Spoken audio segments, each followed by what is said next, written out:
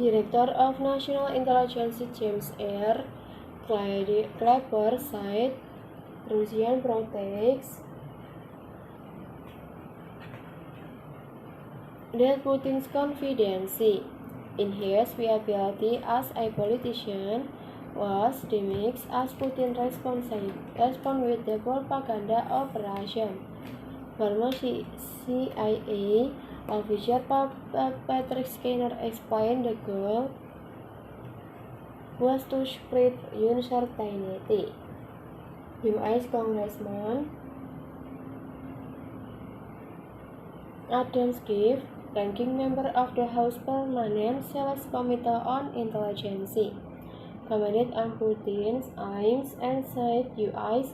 intelligence agencies were concerned with Russian propaganda.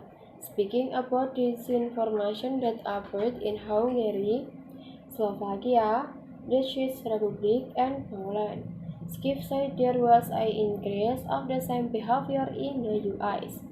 Schiff concluded Russian propaganda operation would continue against the U.S. after the election. Legislator in the U.S. intelligence community concluded Russia conducted operation during the U.S. election to assist Donald Trump in winning the presidency. Multiple U.S. intelligence agencies conclude people with specific individual dead to the Russian government.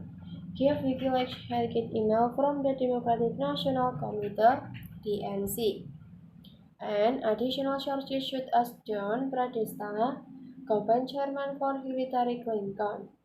This intelligence organization additional conclude Russia healthcare, the Republican National Committee RNC, as well as the DNC are close not to leak information obtained from the RNC.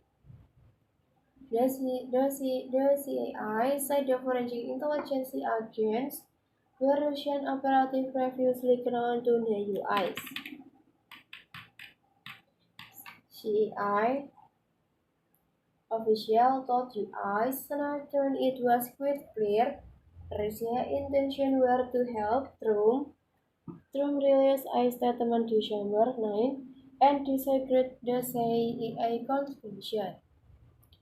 FBI involvement, a senior law enforcement official told CNN, the FBI repeatedly stressed to DNC officials the necessity of obtaining direct access